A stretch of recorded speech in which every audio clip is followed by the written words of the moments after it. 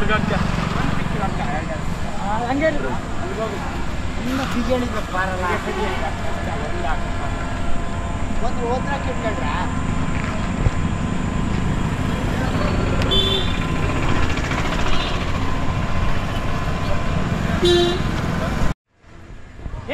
ದೊಡ್ಡ ಏನದ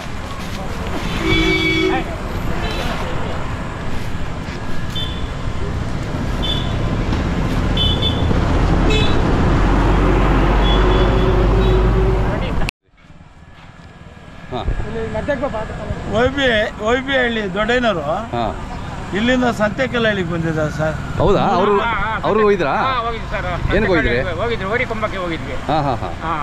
ಹ್ಞೂ ಸರ್, ಬಂದಿದ್ರು. ಅಷ್ಟು ದೂರ ಬಂದಿದ್ದಕ್ಕೆ ನಾನು ಅವ್ರಿಗೆ ಥ್ಯಾಂಕ್ಸ್ ಹೇಳ್ಬೇಕು. ಅವ್ರು ನೋಡಕ್ ನಾನು ಬರ್ಬೇಕಲ್ವಾ? ಹೌದೌದು. ಪಡುನಹಳ್ಳಿ ಜಾತ್ರೆಯಲ್ಲಿ ನೋಡಿ ಸರ್, ಇಂಥ ಬೀಜದೋರಿಗಳು ನೋಡಕ್ಕೆ ಕಣ್ಣು ತುಂಬಿಕೊಂಡು ಚೆನ್ನಾಗಿ ಸಾಕಿದ್ದೀರಾ? ಸಂತೋಷ ಪಡ್ಬೋದು ಸರ್. ಚೆನ್ನಾಗಿ ಸಾಕ್ತೀರಾ ನೀವು?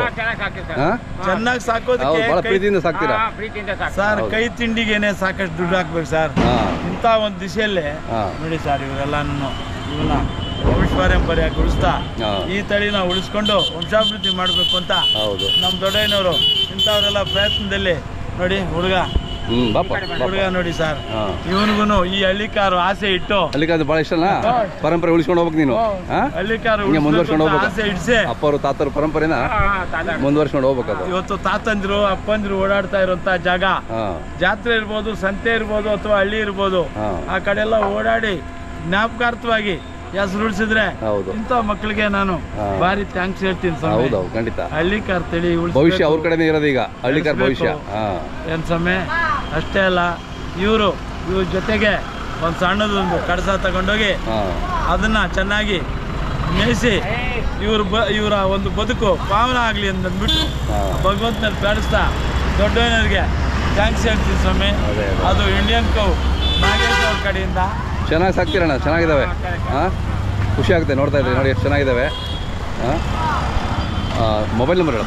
63 ಜೋರ ಹೇಳು. 6301798028.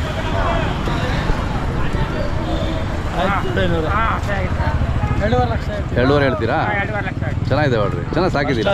ಹೌದೌದು. ಬೀಜದವರಿಗೆ ಅಲ್ಲೂ ಎಷ್ಟಂದ್ರೆ ಬೀಜದವರಿಗೆ ಹೇಳ್ಕೊಟ್ಟಂತ ಕಲರ್ ಹೌದೌದು ಮೇಲಾಗಿ ಸಿರಾ ಸುತ್ತಮುತ್ತಲವರು ಹಿಡಿಯುವಂಥದ್ದು ವಂಶಾಭಿವೃದ್ಧಿಗೆ ಇದೇ ಥರದ್ದು ಇದೇ ಕಲರ್. ಹೌದೌದು.